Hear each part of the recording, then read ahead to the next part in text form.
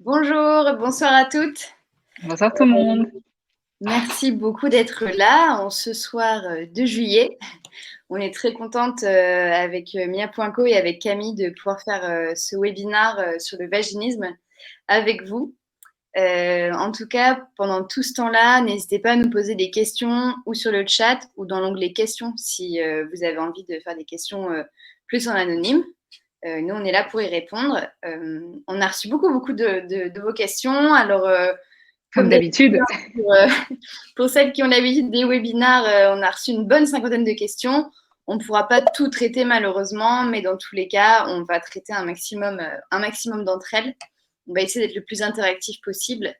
Et si vous le souhaitez, à la fin, on pourra faire des questions-réponses plus en interaction. Donc, n'hésitez pas. On va commencer par se présenter. Camille, qu'est-ce que tu en dis? Ah oui, tu crois qu'il y a des personnes qui ne nous connaissent pas déjà? Oui. Toutes les personnes, mais si, on est connus mondialement. Bon, bah, pour les autres qui ne nous connaissent pas, et je pense qu'il y en a quand même, donc je suis Camille Bataillon, je suis sexologue clinicienne et sexologue sur la plateforme Mia.co et j'adore transmettre des informations concernant la sexualité, l'épanouissement sexuel et qu'on parle de sexualité de manière normale, ensemble. De manière normale, de manière bienveillante. Nous, on est là pour répondre à vos questions, on est là pour donner de l'info. On a un petit motto qui est que le savoir, c'est le pouvoir. Et du coup, plus on en sait, mieux on peut se soigner, mieux on peut prendre soin de soi, mieux on peut être au courant. Parce que là, on va parler de pathologie vulvaire, on va parler surtout de vaginisme. Et c'est quelque chose, c'est un sujet qui a été extrêmement désinformé. On n'en entend parler que depuis quelques années, alors que ça existe depuis toujours. Donc voilà, on va déblayer tout ça, on va essayer de répondre au mieux à vos questions. Avant ça, je voudrais juste vous faire une petite introduction sur Mia.co. Donc, d'ailleurs, moi aussi, je m'appelle Diane, je travaille pour Mia.co. Je m'occupe de la communication, du marketing et je suis aussi accessoirement sexologue en formation. Donc, du coup, je pourrais peut-être même répondre à quelques-unes de vos questions. Et Mia.co, c'est un site qui vous permet de téléconsulter une sexologue depuis chez vous. Donc, vous pouvez le faire par téléphone, par messagerie ou par visioconférence. Voilà, sur la plateforme, ça coûte 35 € par séance et ça vous permet d'avoir un suivi complet. On propose aussi d'autres prestations, comme par exemple le programme vaginisme qui vient de sortir, sur lequel on a bossé pendant plusieurs mois et on est très fiers de le sortir ce soir. Pas ce soir, cette semaine, mais on est très fiers de Ça le fait presque une semaine qu'il est sorti. et le programme vaginisme, en fait, c'est un programme qui permet de se soigner du vaginisme depuis chez soi, en autonomie. Alors, bien sûr, il y a des personnes qui vont avoir besoin de suivi sexo à côté, et pour ça, vous pouvez le faire. Et justement, bah, merci Céline, c'est pour ça qu'on a voulu le faire à ce tarif-là. Le programme vaginisme, il coûte 159 €.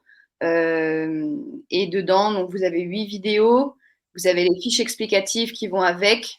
Vous avez un accompagnement si vous en avez besoin par téléphone ou par message en semaine. Et vous avez aussi le kit Velvi pour la rééducation périnéale. Donc voilà, il y a un petit peu tout ça dans ce kit-là. Et puis ça permet de s'en sortir. Il y a la moitié des vidéos qui sont faites par Camille, donc qui traite beaucoup donc, de la psychologie de la sexualité, la sexologie, etc.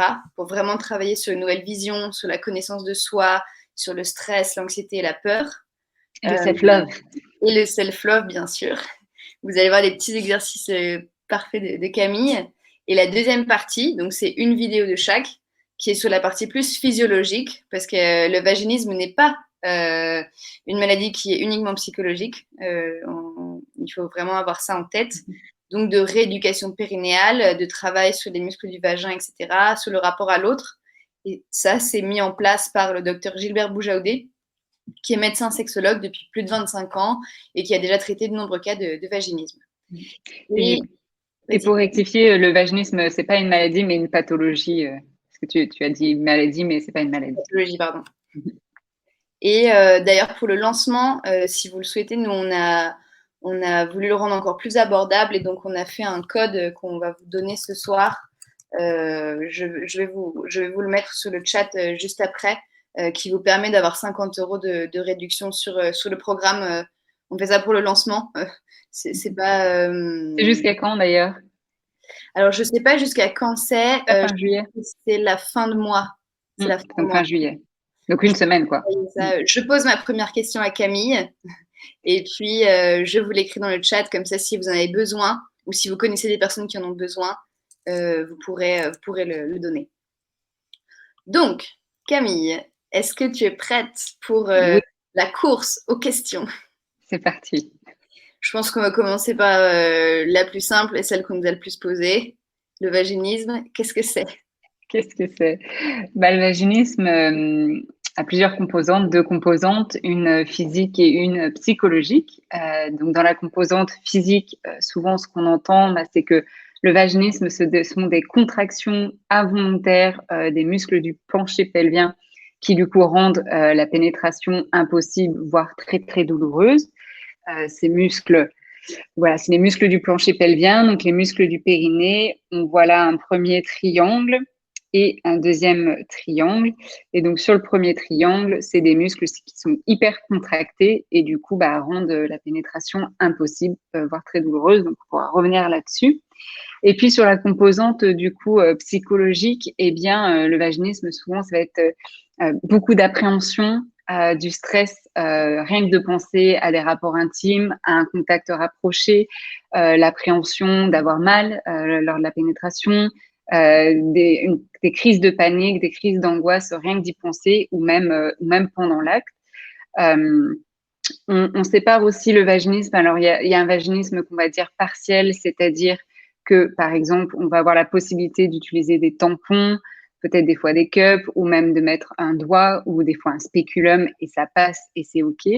Par contre, avec une pénétration pénienne, donc avec un pénis ou un sextoys, là, c'est compliqué. Donc, on va appeler ça vaginisme partiel. Et puis, il y a un vaginisme total. Là, c'est dans toutes les situations. C'est impossible, du coup, d'avoir une pénétration vaginale avec des objets, doigts, pénis. Puis il y a aussi le vaginisme qu'on va appeler primaire, lorsque c'est arrivé depuis le début de sa vie intime, c'est présent depuis le début de sa vie intime, et ou secondaire plutôt, ou secondaire quand on a pu avoir des rapports avec pénétration sans difficulté, et puis il y a un événement, il y a quelque chose qui se passe qui fait que on peut plus, et donc là c'est du vaginisme secondaire. D'accord.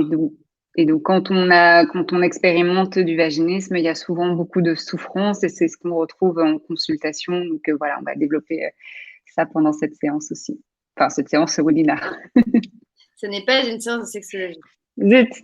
D'ailleurs, si jamais vous avez des questions qui sont un peu plus personnelles, qui vous gênent peut-être de poser maintenant, n'hésitez pas à me les envoyer. Mon adresse, c'est diane@mia.co et je vous redirigerai en fonction vers les personnes qui sont le plus à même de vous répondre. Ou si c'est des petites questions, je pourrais vous répondre aussi.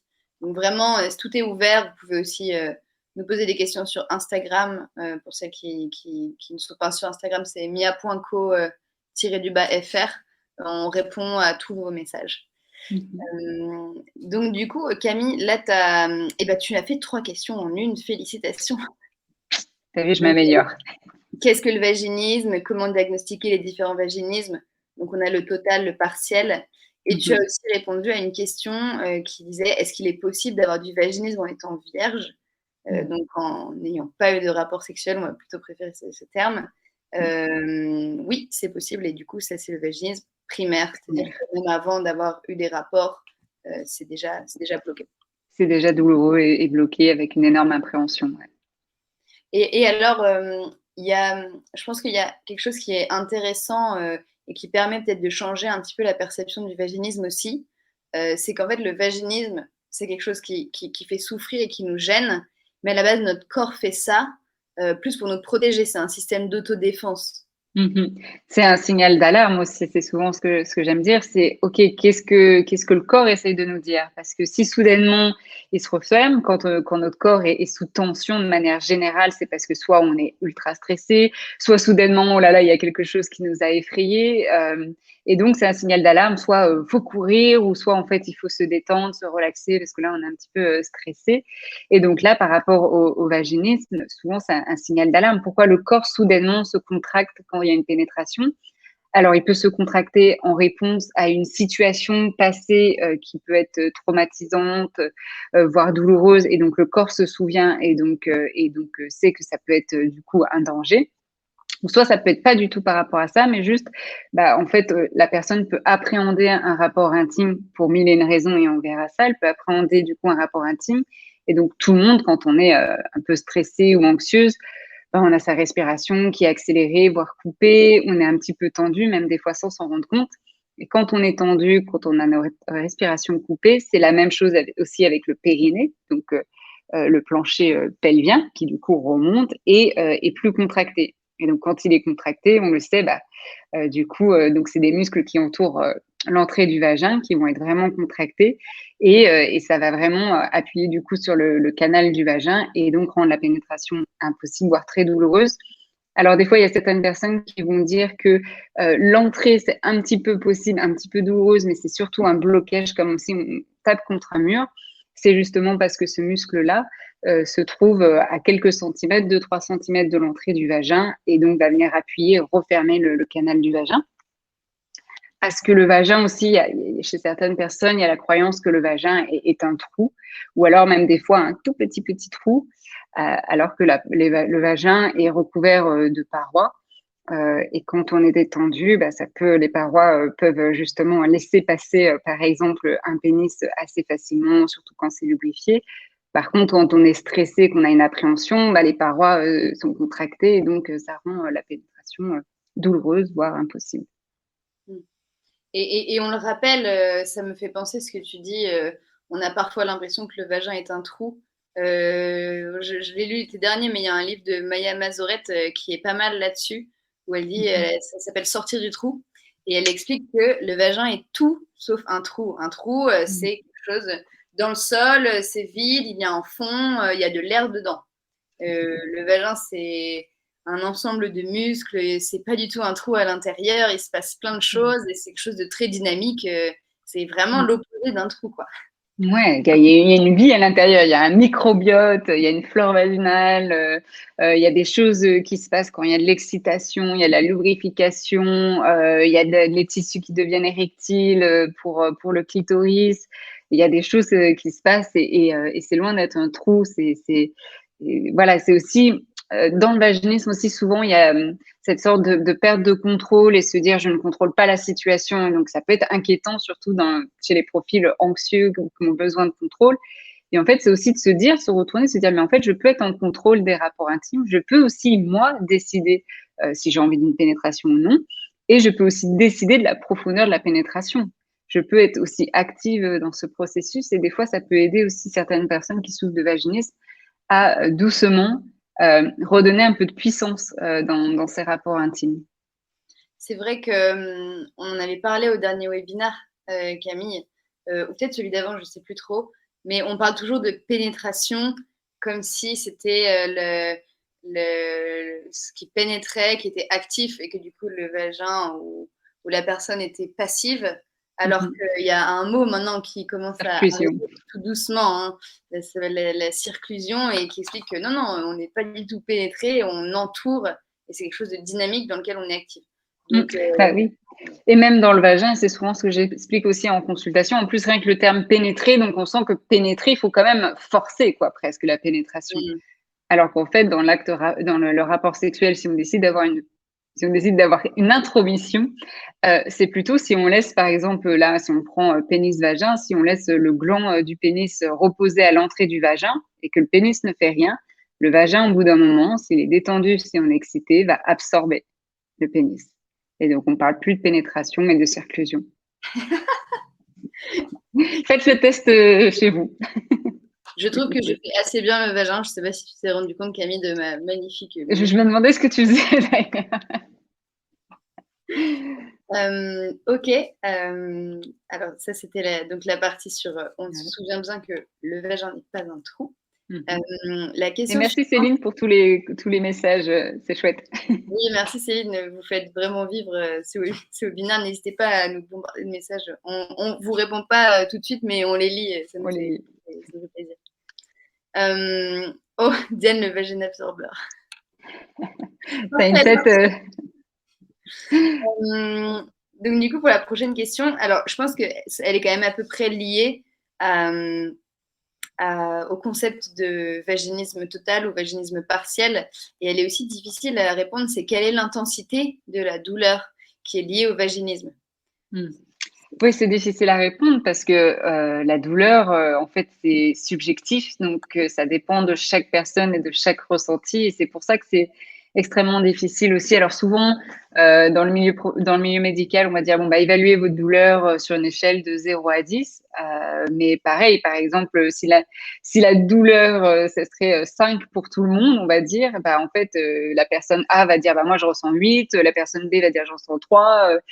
Donc c'est très difficile à dire. Ce qu'on peut dire en tout cas, c'est que les personnes en souffrent, que c'est très douloureux, que ça amène des états de détresse, de pleurs, de baisse de confiance en soi. Donc ça a vraiment un impact, bien sûr physique parce qu'il y a la douleur et que ça peut être vraiment douloureux alors c'est pas la contraction qui est douloureuse, mais du coup, c'est vraiment, s'il y a une tentative et de voilà, de faire face à ces muscles contractés.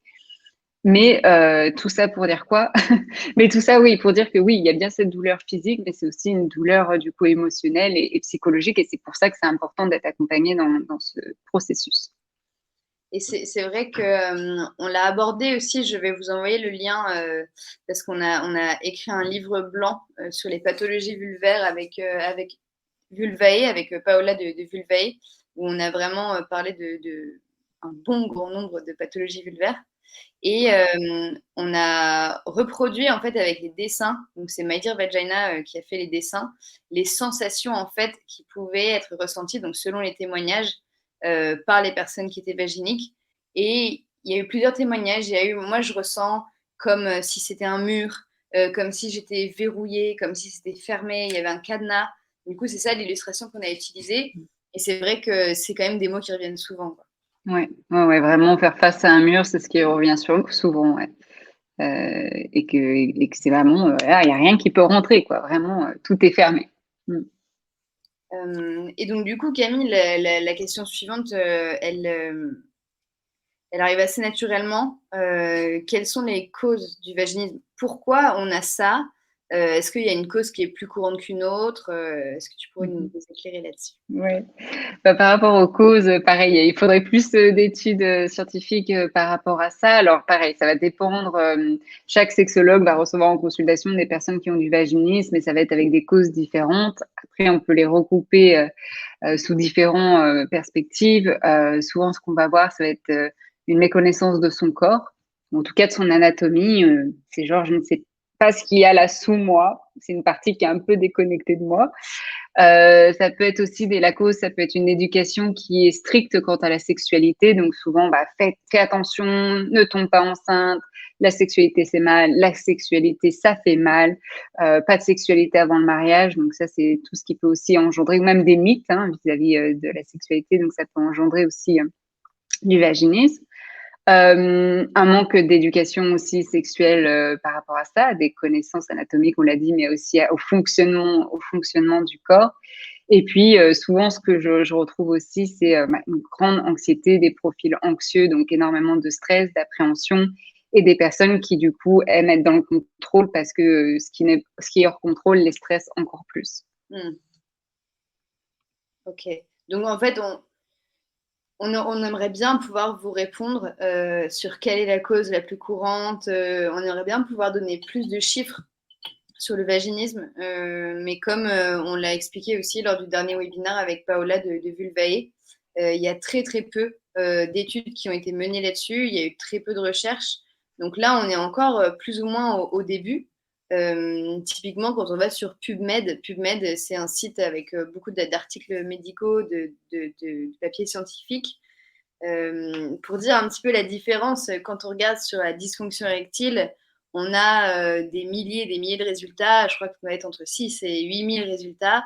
Et quand on va rechercher sur le vaginisme, ça tombe à moins de 500. Donc du coup, voilà, on continue de pousser les infos là-dessus. Et c'est pour ça aussi qu'on veut sensibiliser sur ces questions-là, parce que la recherche aussi doit suivre Mmh. absolument pour trouver des Ouais. solutions, pour mieux comprendre en fait cette pathologie. il y a peut-être des causes dont on n'en sait même pas encore aujourd'hui, qu'on va découvrir plus tard, quoi, effectivement. Absolument. Et, Absolument. et l'endométriose, oui, il peut être aussi une cause. Alors, je crois que du coup, on peut enchaîner. Je crois qu'il y avait une discussion, justement, une question sur l'endométriose. Oui, il y a une question, on peut complètement passer à celle-ci. C'est parfait, Fabienne, vous nous faites prendre un peu d'avance. L'endométriose, est-ce qu'elle peut être liée au vaginisme et inversement? Mm. Donc, l'endométriose, pareil, il faut beaucoup plus de recherches là-dessus et aujourd'hui, on en parle quand même de plus en plus, donc on garde espoir. L'endométriose, en fait, pour faire un petit peu vulgariser, c'est des bouts de l'endomètre. Alors, chaque mois, l'endomètre grossit, évolue et se désagrège au moment des règles, et donc il y a le sang qui s'écoule. L'endométriose, c'est quand on a justement ces tissus de l'endomètre qui se greffent autre part. Donc, par exemple, sur les ovaires, la vessie, l'intestin, des endroits où c'est pas un lieu pour que les tissus gonflent de sang, parce qu'ensuite, quand c'est le moment où on a ces règles, par où le sang peut s'écouler, s'il ne peut pas s'écouler par le vagin, mais en fait, il ne s'écoule pas, il reste et ça s'inflamme. Et donc, cette inflammation cause des douleurs pendant les règles et même des fois en dehors des règles. Et donc, quand on a ces douleurs-là, bah, effectivement, on a déjà le corps qui est en douleur. Donc, quand on a des rapports intimes, bah, on peut avoir cette appréhension que ça fasse mal. Et du coup, si on a cette appréhension, ça peut effectivement rendre les muscles du périnée tendus et du coup rendre la pénétration impossible, voire très douloureuse. Donc oui, ça peut être effectivement, l'endométriose peut causer du vaginisme. D'accord, donc c'est pas un lien direct, en fait, c'est vraiment lié à la douleur. On peut dire que l'endométriose, ça peut être une cause indirecte, surtout quand ça se situe en fait en bas-ventre. Mm. Ouais, ou même des douleurs générales. Et donc effectivement, avec plaisir, Maëlie, pour les résultats de ton étude sur le vaginisme. Ouais. Merci beaucoup, Camille. Donc j'aimerais bien continuer encore un petit peu sur la partie théorique. Est-ce qu'il y a une différence entre un vaginisme et un périnée hypercontracté? Mhm. Donc le périnée hypercontracté, hein, comme on l'a dit, c'est un périnée du coup qui n'arrive pas à se détendre et donc à se relâcher. Donc ça peut se rééduquer avec des kinés en périnéal. Donc un périnée hypercontracté ne donne pas forcément du vaginisme, mais par contre, on peut faire l'hypothèse que ça rend des rapports assez douloureux puisque les muscles sont contractés. Donc s'il y a pénétration, ça peut être effectivement douloureux. Et le vaginisme, par contre, par définition, c'est un périnée qui est hypertonique. Et donc, justement, une piste de traitement pour soigner le vaginisme, c'est justement d'apprendre à détendre les muscles du périnée, ce qui passe par une détente aussi globale du corps, mais on y reviendra. Et donc voilà. Et c'est ce qu'on propose aussi dans le programme vaginisme, je me permets de le Ouais, souligner. effectivement. Très complet ce programme. Vraiment excellent ce programme. Non, c'est vrai, on dit ça parce on est contente de l'avoir sorti.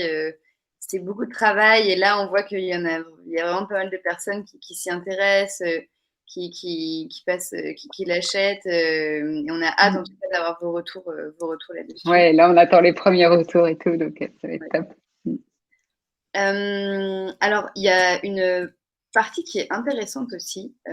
Donc, on a dit qu'il ne s'agissait pas uniquement d'un problème psychologique, Camille, tout à l'heure.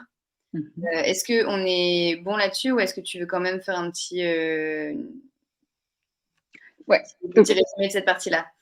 Oui, je pense que on a compris qu'il y a une partie du coup qui est physique et une partie psychologique, et c'est pour ça que ça va être important aussi dans le traitement de pas forcément se focaliser que sur le physique ou que sur le psychologique, mais bien de manière holistique en ayant une approche avec différents professionnels, que ce soit kiné en périnéal, que ce soit ostéo, des fois aussi ça peut aider, les sexos, les psychos, etc. Ok. Et donc, du coup, il y a des questions. On a eu pas mal de questions par rapport aux partenaires. Est-ce que le vaginisme, ça signifie qu'on n'aime plus son partenaire ou sa partenaire? Est-ce que ça dépend du partenaire ou de la partenaire? Est-ce que ça dépend de la confiance? Est-ce que c'est lié? Et ça, c'est un sujet qui est hyper tabou. C'est un sujet qui est hyper tabou et qui est touchy, ouais. Très- Euh, très touchy. Mais on va vous répondre quand même. On va vous répondre, on va y aller. Déjà, bon, je dirais que ça dépend évidemment de chaque situation. Alors, le vaginisme ne veut pas dire forcément qu'on n'aime pas la personne. On peut l'aimer de tout son cœur, avoir du désir, parce qu'il y a des personnes qui ont du vaginisme et qui ont un désir et voilà, ça fait obstacle justement à accéder à ce plaisir, à ce désir d'avoir des rapports sexuels avec pénétration. Elles peuvent avoir du coup du plaisir autrement, évidemment. Par contre, des fois, ça peut-être, comme on disait, il y a un signal du corps. Peut-être des fois, ça peut être l'hypothèse que je me sens peut-être pas suffisamment en sécurité dans ma relation, ou il y a peut-être quelque chose, c'est peut-être trop brusque les rapports, ou j'ai peut-être besoin de plus de douceur. Donc, ça peut être des pistes à explorer. Souvent, quand même, ce que je vais voir la tendance, c'est que la personne va dire, bah, mon compagnon ou ma partenaire, elle est super à l'écoute, etc. Mais ça vient de moi et je sens qu'il y a ce blocage-là. Donc voilà. Mais c'est quand même intéressant d'explorer ces pistes pour pas complètement dire, ah bah non, le vaginisme, ça veut pas dire que vous aimez pas votre partenaire ou etc. Ça peut être des fois une piste intéressante, mais c'est pas une généralité. Oui. Et puis après, on rappelle aussi que l'amour et la sexualité, c'est très très souvent lié, mais que ça l'est pas toujours. Donc du coup, voilà, c'est pas vraiment pas forcément une question d'amour, mais imaginons Camille, ça se passe très bien avec mon partenaire, la sexualité ça va, et puis il y a un moment où ça va plus trop entre nous parce qu'il a changé, parce qu'il est vraiment devenu hyper con. Et je l'aime encore, j'ai envie de rester avec lui, mais mon corps me sort des petits drapeaux Mm. rouges. Oui, ça peut C'est- être aussi, c'est pour ça qu'il faut écouter, de se dire, bon, bah, ok, il y a peut-être quelque chose dans la relation qui me convient plus actuellement. Ça veut pas dire qu'on doit se séparer forcément, mais ça peut être du coup une piste de réflexion de se dire, bon, là, peut-être son comportement, ça m'a pas plu. Et des fois, c'est simplement des choses qu'on n'a pas réussi à exprimer, à dire, que notre corps va traduire par, il y a quelque chose qui va pas, quoi. Hmm. Et donc dans ce cas-là, qu'est-ce qu'on fait? Est-ce Bah, qu'on s'en va? Est-ce qu'on essaye de lui parler? Est-ce qu'on fait une thérapie? Est-ce que c'est quoi le... Bah, je pense que c'est important d'essayer de comprendre ce qui se passe, ce qui se joue. Donc déjà, voilà, de réfléchir par vous-même aussi, d'essayer de voir justement ce qui va dans votre relation et ce qui ne va pas, d'essayer de le communiquer avec, de voir si c'est possible, s'il y a des choses qui du coup peuvent se débloquer. Sinon, et que vous sentez qu'il y a quand même un potentiel, bah, de pouvoir consulter effectivement, parce que des fois, ça peut aider à mettre des mots, à débloquer certaines situations.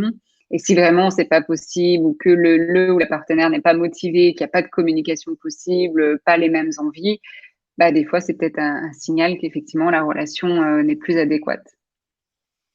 Ok, très bien. Mais oui, je pense que dans tous les cas, c'est important d'en parler. Et puis il y a aussi une corrélation de temps.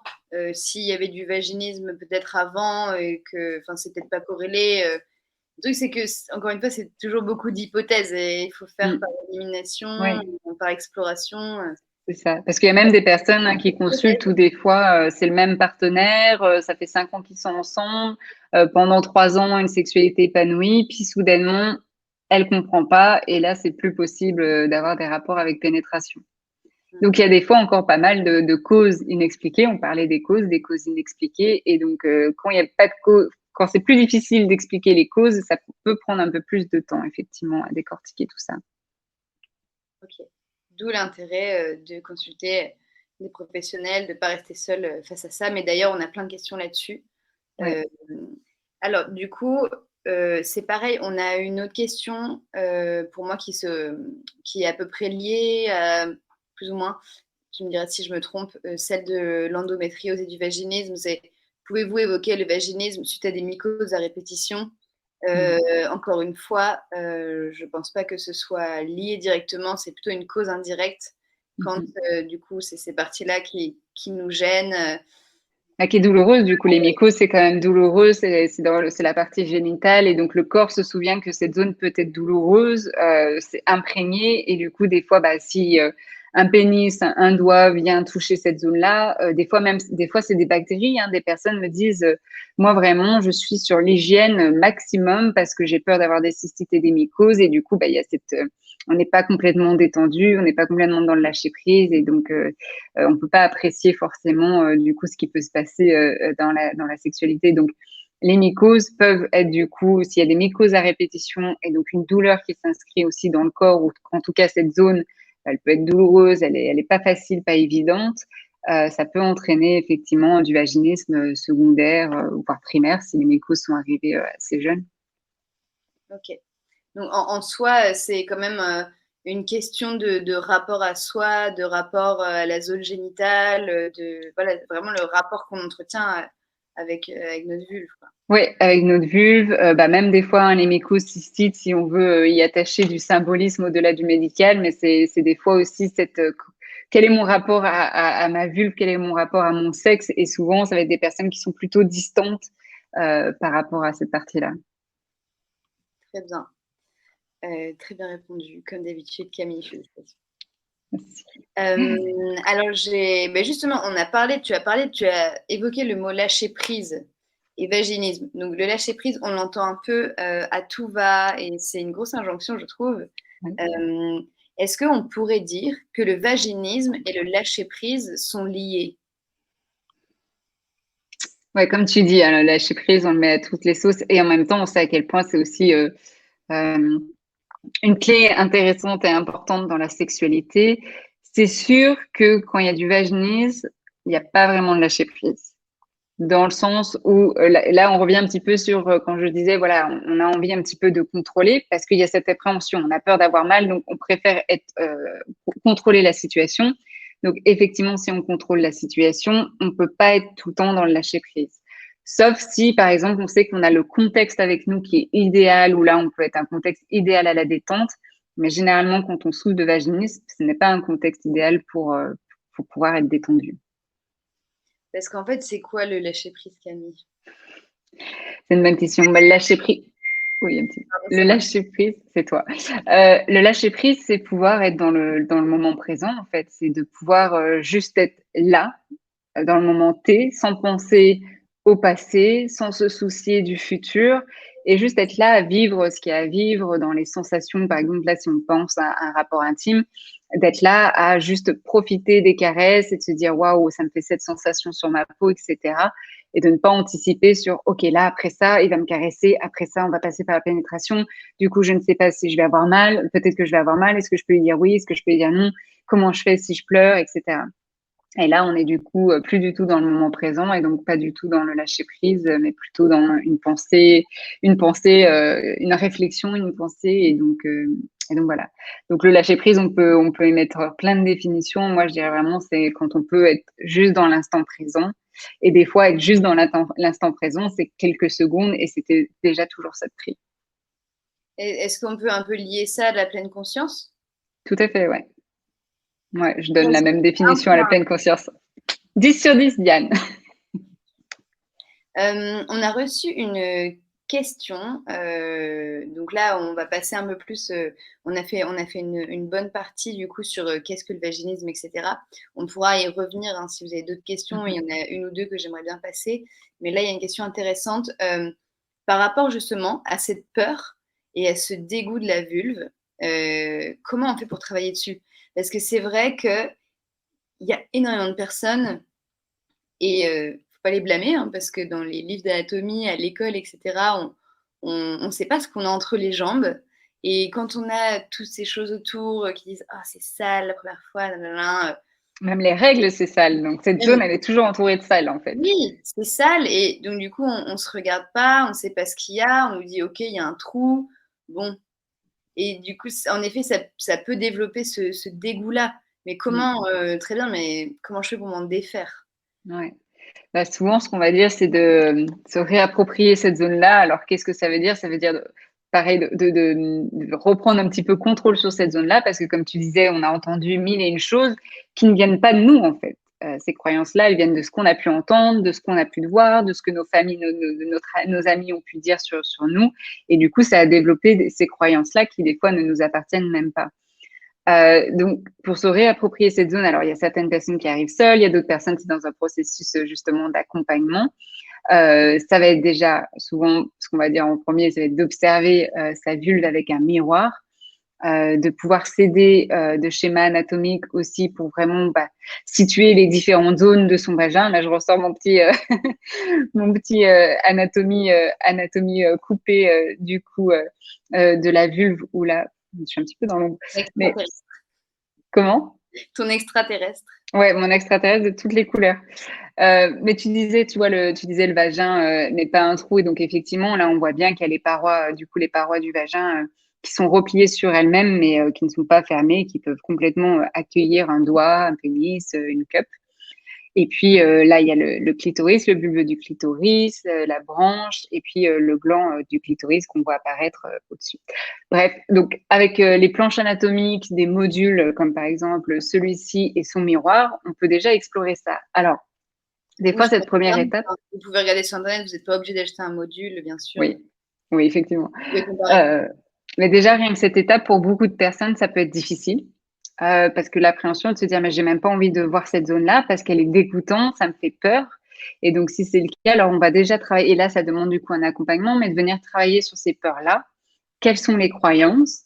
Des fois, ça peut être en une séance ou 2 et ensuite de mettre du positif par rapport à ça avec, des affirmations positives ou des mantras pour essayer de parce que c'est clair que si on s'imagine que c'est moche, que c'est dégueulasse, que ça pue, bah, il y a de grandes chances que du coup, on va avoir cette perception-là.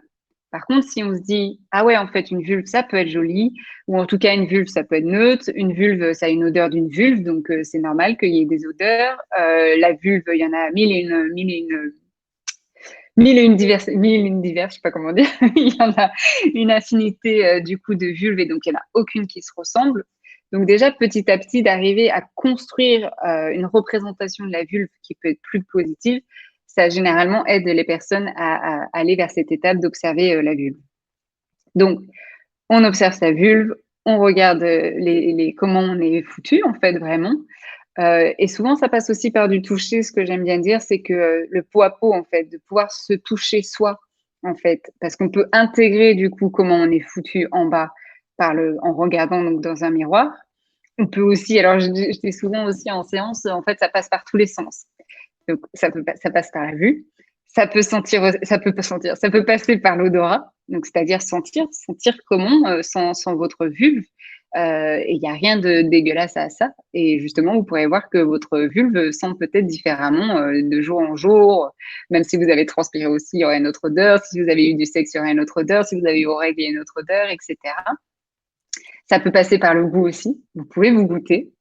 Il n'y a rien de mal à ça non plus. Et puis, le toucher. Donc du coup, explorer cette zone-là, toucher les lèvres externes, toucher l'entrée du vagin, toucher le clitoris et donc toute cette appropriation passe par l'incorporation de tous ces sens-là. Donc c'est très, et généralement les personnes qui le font et ça se passe des fois en plusieurs séances pour, justement, faire exploser un petit peu tous ces blocages et aller petit à petit et au rythme de la personne. Mais à la fin, généralement, ça rend quelque chose de puissant parce que quand on sait comment on fonctionne en bas, quand on s'est approprié, que ce soit son odeur, son toucher, son goût, on se sent généralement plus en confiance aussi et on sait ce qu'il y a en fait et on arrive à connecter cette zone qu'on avait déconnectée de nous qui était notre sexe. On se réapproprie cette zone-là et ensuite on avance vers les autres pas, quoi. Donc voilà, j'espère que ça a répondu à la question. Ouais, c'est passionnant. Mais tu nous fais presque une séance de sexologie là. Là, ouais, c'était presque ça, ouais. C'est top. C'est vraiment intéressant. Merci beaucoup Camille. Tu as très très bien répondu à la question. Je pense que tu as raison, cette idée de reconnecter, c'est comme si parfois on avait avancé dans la vie jusqu'à un certain moment, parce que là on commence à parler de clitoris, etc., de vulve, de machin. C'est hyper récent et puis ça reste encore très urbain. Et c'est comme si on avait avancé dans la vie avec rien entre les jambes. Enfin, on sait qu'il y a un truc, on sait qu'il se passe quelque chose, mais c'est comme si ça ne nous appartenait pas. Totalement. On couvre tout le temps, on cache, on regarde pas. Et c'est vrai que la première fois qu'on se retrouve face à cette vulve, on est là, waouh, Et c'est qu'est-ce vrai que ça fait peur, que ça c'est peut belle. faire peur. Ouais. Ouais, moi je le dis, j'ai une sexualité consciente où vraiment j'ai eu conscience de comment vraiment mettre de la conscience parce que on le sait plus ou moins, mais sans vraiment avoir conscience, sans vraiment savoir. Et à 25 ans, quoi. Donc, et je sais que pour ça, enfin, ça dépend des personnes évidemment, mais ça met du temps en fait avant d'avoir conscience de comment on est fait, de vraiment se sentir bah, juste bien, quoi. C'est ok d'être comme ça et c'est normal. Mm. C'est vrai que on en parlait aussi la dernière fois. Moi, j'aime bien avoir cette image-là. mais on a tellement de représentations de pénis dans tous les sens. Sur les tables au collège, il y avait des centaines de pénis dans les Même toilettes. nous, on dessinait des pénis parce qu'on savait dessiner que ça. Et allez, dessinez maintenant une vulve ou Mm. un clitoris. Eh bien, bonne chance. Mm. Moi, je suis sûre qu'il y a vraiment le pourcentage de personnes, c'est énorme, c'est qu'ils ne savent pas. Et c'est pas leur faute, quoi. C'est pas du tout, Mm. je ne pointe pas du tout le doigt, mais bon. Mm. On a eu une question aussi en privé qui est ultra importante. Et donc, du coup, ça va nous permettre aussi de rebalancer dans la partie thérapeutique. Comment accepter que le ou que la kiné nous touche cette zone, idem du coup gynéco, etc., alors que déjà on ne supporte même pas que notre partenaire touche, que moi-même, enfin que soi-même on touche. Voilà, la personne dit qu'elle a dû arrêter les séances à cause de ça, Mm. en étant tellement gênée, quoi, par ce. Ouais. Ouais, ça m'étonne même pas parce qu'il y a la réponse dans sa question qui est de ne pas supporter soi-même, en fait, de se toucher. Donc, c'est vrai que si on ne se supporte même pas, si on ne supporte même pas soi-même son propre toucher, comment on peut supporter celui de son ou sa partenaire et d'une professionnelle de santé?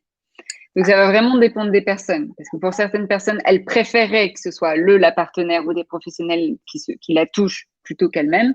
Mais pour beaucoup d'autres personnes, ça va être en fait une guidance, le fait qu'en fait, va falloir passer. Quand je dis va falloir, ça fait un peu comme un devoir, mais c'est une clé, c'est, je pense, la clé essentielle, c'est déjà, OK, travailler sur comment vous pouvez être assez en confiance pour toucher vous-même cette zone-là à votre rythme, etc. Donc, c'est peut-être avant de commencer avec la kiné, puisque c'était compliqué, peut-être de faire justement un travail thérapeutique sur comment arriver à vous-même approcher cette zone-là avec douceur, bienveillance, amour, et ça va sûrement aussi ouvrir des barrières, ouvrir des émotions, et donc c'est pour ça que c'est aussi important d'être accompagné dans ce processus. Mm. Et d'ailleurs, on l'explique aussi, on a beaucoup travaillé là-dessus, sur le problème vaginisme. Je reviens avec ça parce que c'est le meilleur exemple que j'ai. Et on fait toute une partie justement où on peut regarder, où on s'habitue à toucher. D'ailleurs, Camille, je te vole ta phrase, mais n'oubliez pas d'utiliser un petit peu de lubrifiant pour pas que ça paraisse rêche ou que ça vous bloque, voilà, pour vraiment être le plus fluide possible. Et d'ailleurs, je vais en profiter pour sauter à une autre question qui me fait penser à ça.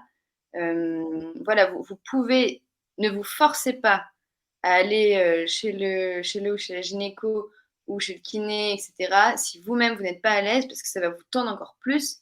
Et je ne suis pas sûre que ce soit voilà, l'idéal de se forcer, mais pour le coup, ça demande en effet un travail sur soi-même. Ouais. Et c'est vrai qu'en séance, des fois, même parce qu'on peut se demander, bon, à quoi sert une sexologue ou un sexologue? Et des fois, je passe une séance avec une personne qui souffre de vaginisme pour préparer son rendez-vous avec une ou un gynécologue. Des fois, ça sert juste à ça, la séance, parce que souvent, il y a de l'appréhension. Je sais que je vais devoir faire un examen médical, je ne supporterai pas le spéculum, comment je fais, etc. Et donc, on travaille sur toute cette séance-là pour justement arriver au mieux à ce que la personne soit détendue et avec ses conditions et en connaissant ses droits aussi en tant que patiente pour ce rendez-vous gynécologique. Et n'oubliez pas, si vous voulez, vous pouvez aussi y aller accompagner. Là, avec le Covid, il y a eu des petits remixes de droits là-dessus, mais vous pouvez y aller accompagner, même si la personne ne vient pas forcément dans la salle, bien que si vous le souhaitez, c'est possible. Vous pouvez y aller avec une personne qui vous rassure, voilà, pour sortir un petit peu de cet environnement-là, pour vous détendre, pour penser à autre chose et puis pour être Poser connecté. toutes vos questions. Si vous Voilà. n'avez pas envie aussi vous êtes obligé de rien, même si le rendez-vous c'était pour vous inspecter, faire un examen médical, si vous le sentez pas, vous avez le droit de dire bon bah aujourd'hui on discute juste et peut-être la prochaine fois on fera l'examen médical, le spéculum, vous pouvez le mettre vous-même à votre rythme aussi. Donc voilà, c'est pour ça quand je disais le droit des patients, il y a encore pas mal d'informations aussi à donner là-dessus pour empowerment, donc pour donner du pouvoir aussi aux personnes. Absolument. Et d'ailleurs, Paola, qui a créé Medfem et Vulvae, connaît très bien ce sujet. N'hésitez pas à les suivre d'ailleurs sur Instagram, Medfem et Hello Vulvae. Il y a pas mal d'infos là-dessus. C'est super intéressant et je pense que c'est une bonne boîte à outils, entre guillemets, à avoir entre les mains, quoi, quand on a une Mm. vue. Ouais. Et Céline donne un exercice sympa aussi. On peut modeler avec de l'argile ou de la pâte à modeler sa vulve. Donc, ça peut être quelque chose d'intéressant. Alors après, à voir pour certaines flores vaginales, ça peut être un peu des fois un terrain sensible, mais ça peut être une bonne idée, ouais, franchement. Mhm. Ah oui, non, toi, tu veux carrément faire le modèle. Ah, Ouais, ok, ok. ouais. Il y en a qui le proposent. Alors ça coûte 200. Enfin moi, au Canada, c'était $200, donc non merci. Mais pourquoi pas en fait avec de la pâte à modeler, why not? Pourquoi J'ai pas? jamais testé. Bonne J'ai fait avec de la pâte à modeler clitoris 3D, mais c'est tout. J'ai pas modelé ma vulve. Je pense que pour modeler ton propre clitoris, c'est un peu compliqué, quoi. Ah oui, non, c'était modelé à la main, c'est ça, c'était forcément. Ok. Non, moi je voyais vraiment faire, hop, on plaque sur la... On fait une empreinte de la vulve. Voilà, deux en un. Et d'ailleurs, Camille, donc je jump un peu sur notre question. Il y a une personne qui nous a demandé des conseils pour créer une atmosphère de détente lors de l'utilisation des dilatateurs. Alors, on va vous expliquer un petit peu après ce que c'est les dilatateurs pour celles qui ne savent pas. En gros, c'est des dispositifs médicaux qui permettent d'aider à l'intromission au fur et à mesure, à la pénétration. Mais donc, du coup, j'élargis la question. Est-ce que tu as des conseils pour être dans une atmosphère pour faire ces exercices ou juste pour se regarder, voilà, Mhm. de noter Ouais, tips. ben, du coup, donc pour, tu disais pour la détente, donc effectivement, donc pour créer un cadre qui soit du coup favorable à la détente, c'est se poser soi-même la question de quoi on a besoin, parce que toi, tu pourrais avoir besoin de quelque chose et moi de d'autres choses de complètement différents. Donc, qu'est-ce qu'on a besoin qui fait qu'on pourrait être complètement détendu? Pour certaines personnes, ça va être, ben, j'ai besoin d'être sur mon lit, j'ai besoin d'être sûr qu'il y a personne à la maison. J'ai besoin de fermer les volets ou au contraire de laisser les volets ouverts. J'ai besoin d'allumer la lumière ou de tamiser la lumière. J'ai besoin de mettre de la musique ou pas de musique. Enfin voilà, de vraiment réfléchir en fait à vous, à vos conditions de ce dont vous avez besoin. Des fois, ça peut être aussi justement bah, quel genre d'outil, donc bah, du lubrifiant à côté de moi pour justement lubrifier mon vagin, lubrifier ma vulve, lubrifier du coup les dilatateurs et j'ai besoin d'aller à mon rythme. Vous voyez, au-delà des conditions, on va dire matérielles, c'est aussi de quoi vous avez besoin mentalement, émotionnellement pour le faire. J'ai besoin de ne pas être fatiguée ou j'ai besoin de le faire en fin de journée j'ai le besoin de le faire une fois que j'ai pris ma douche, vous voyez. Donc, c'est à vous d'ajuster, de mettre vos conditions qui vont faire que ça va créer un cadre propice à la détente. En sachant que il me semble que la musique peut aider beaucoup. Oui, il y a pas mal aussi de recherches là-dessus par rapport à je crois que c'est la musicologie. Mais certes, alors après, ça dépend des personnes, évidemment, le type de musique, mais tout ce qui est jazz, avec des fois des sons, même des bruits blancs, ça pour les enfants, ça aide vachement. Mais des bruits blancs, ça peut aider à la détente. Des fois, ça aide parce que du coup, on entend quelque chose, on est porté par la musique et on se laisse juste être dans le moment présent. Donc, donc du coup, ça peut aider en fait des fois d'avoir son attention sur quelque chose de précis. Donc là, par exemple, la musique, bah, ça permet du coup d'être dans le moment présent et d'être plus détendu. Que ce soit la musique, la respiration, il existe plein de choses, plein d'outils maintenant. Et même dans votre environnement, faites ça dans un endroit où vous vous sentez bien. C'est votre chambre, la Pas lumière. chez des amis ou alors pas chez les copains ou les copines si vous vous sentez pas bien, quoi. Si c'est chez vous, c'est chez vous. Au contraire, si c'est plutôt chez des amis où vous vous sentez mieux, bon bah why not? Mais voilà, un endroit où vous vous sentez bien. Et puis, alors, je sais pas Camille, mais je sais que moi, en tout cas, ça me rassure beaucoup quand tu te mets pas d'objectif. Tu dis, bon, bah voilà, j'aimerais bien faire ça, je vais le faire, mais si je le fais pas ce jour-là, au final, c'est pas grave, c'est pas un échec, je le ferai la prochaine. Bon, l'idée, c'est quand même d'y arriver à un moment ou à un autre.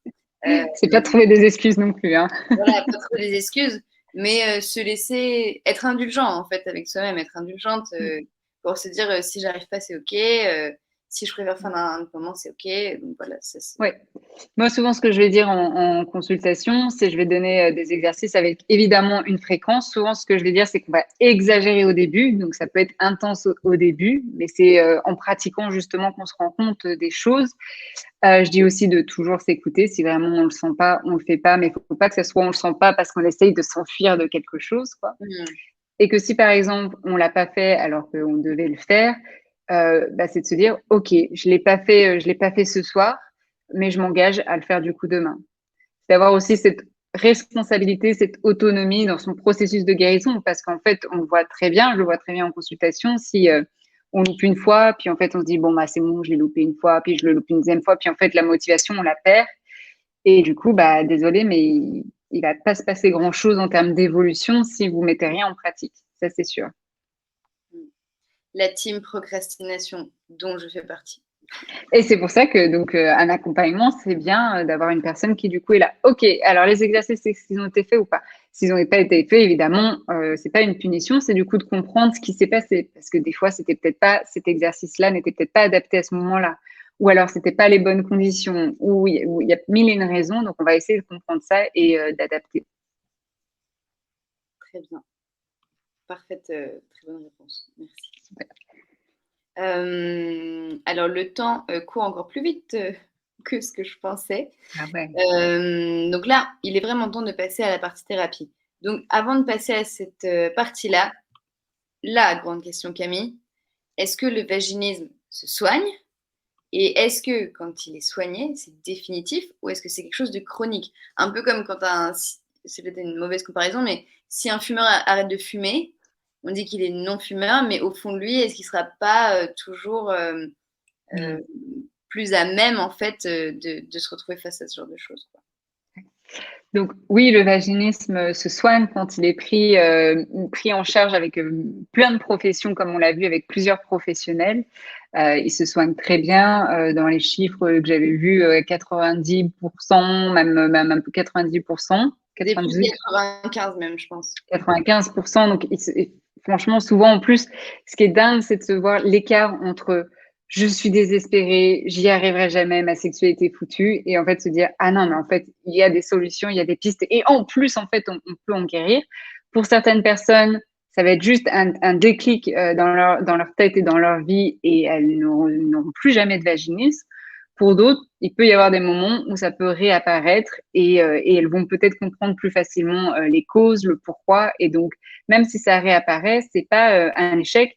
C'est du coup, faut reprendre en charge, mais ça, je pense on fait l'hypothèse généralement que ça va être repris en charge et ça va être un peu plus facile aussi puisque on comprendra les causes, on pourra remettre en pratique des outils et des exercices et ça ira tranquillement.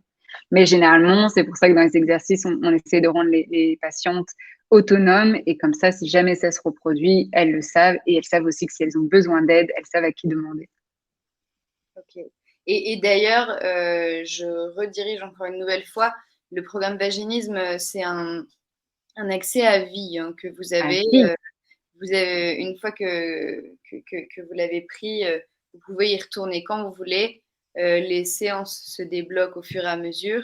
Mais une fois que vous avez fini, si jamais vous sentez à un moment qu'il y a une nouvelle tension, que ça revient un petit peu, n'hésitez pas à y retourner, à retourner en fait, voir les séances ou à relire les fiches d'exercice et les fiches explicatives qu'on a faites. Voilà, vraiment, n'ayez pas peur de. C'est pas du tout marcher en arrière, au contraire. C'est ouais, c'est vraiment progressif. de l'avant. Et là où les zones où on peut dire où ça pourrait être un peu plus, il y a une plus de fragilité, bah, comme on l'a vu, dès qu'il y a un grand stress, et par exemple, ça peut être, on commence un nouveau boulot ou une nouvelle relation, on a cette appréhension que ça va recommencer, peut-être on était guéri, mais peut-être, et si ça recommence, et du coup avoir une appréhension par rapport à ça, ou avoir eu des difficultés, ou des fois lors d'un accouchement et qui a été un petit peu douloureux, bah, comme ça a été douloureux, le corps peut garder des traces. Mais pareil, l'hypothèse, c'est comme vous avez réussi à le traiter avant, vous arriverez à le traiter après. Oui, faites-vous confiance. Mm. Et donc, du coup, à la question suivante, est-il possible de retrouver une sexualité? La réponse est absolument oui. Oui, et même en fait, est-ce qu'on a perdu cette sexualité épanouie? C'est-à-dire qu'on peut avoir du vaginisme et avoir une sexualité totalement épanouie. J'en ai beaucoup comme ça aussi, qui ont une sexualité sans pénétration et avec beaucoup de plaisir, parce qu'en plus, quand on connaît l'anatomie justement des personnes à vulve, on sait que ça marche plutôt bien quand on passe hors pénétration. Et donc, c'est des personnes qui ont une sexualité généralement épanouie avec pas mal de pratiques, etc. Donc voilà, il y a ces personnes-là qui peuvent avoir du vaginisme et avoir une sexualité totalement épanouie. Pour les personnes qui ont du vaginisme et qui avaient une sexualité du coup plus difficile, effectivement, peuvent retrouver une vie intime épanouie en n'ayant du coup pas de douleur coup en étant détendues, en pouvant faire ce qu'elles ont envie, en sachant que si elles ont envie d'une pénétration, c'est possible puisque elles sont guéries. Et donc, c'est juste maintenant le début de découvrir sa sexualité de manière vraiment large et sans contrainte. En fait, c'est la possibilité d'avoir le choix, tout simplement. C'est ça. Et c'est souvent ce qui vient, en fait. C'est pas forcément de dire, bon, bah, j'ai envie de guérir du vaginisme pour avoir une sexualité avec pénétration tout le temps. C'est juste des fois de se dire, j'ai juste envie d'avoir cette possibilité si j'ai envie. Et donc, de pouvoir leur donner cette option-là, ce bonus, on va dire, enfin, c'est même pas un bonus parce que ça le classerait au-dessus de tout, mais c'est juste de savoir qu'on n'a pas de contraintes, bah, ça rend la sexualité beaucoup plus légère. C'est beau. Et, et d'ailleurs, bon, j'ai une question donc, qui est liée à la sexualité non pénétrative. D'ailleurs, Céline, je vois que vous avez d'excellentes références.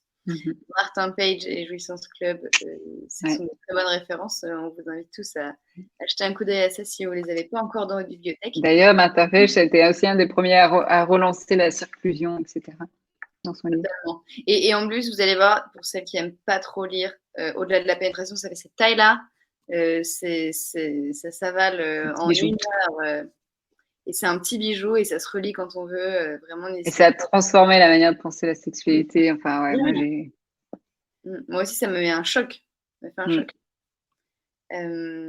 Et donc, du coup, pour revenir à nos questions, on a eu, est-ce que la masturbation peut être utilisée pour lutter contre le vaginisme? Donc, pour lutter, donc pour guérir du vaginisme. Pour guérir. Alors, ouais.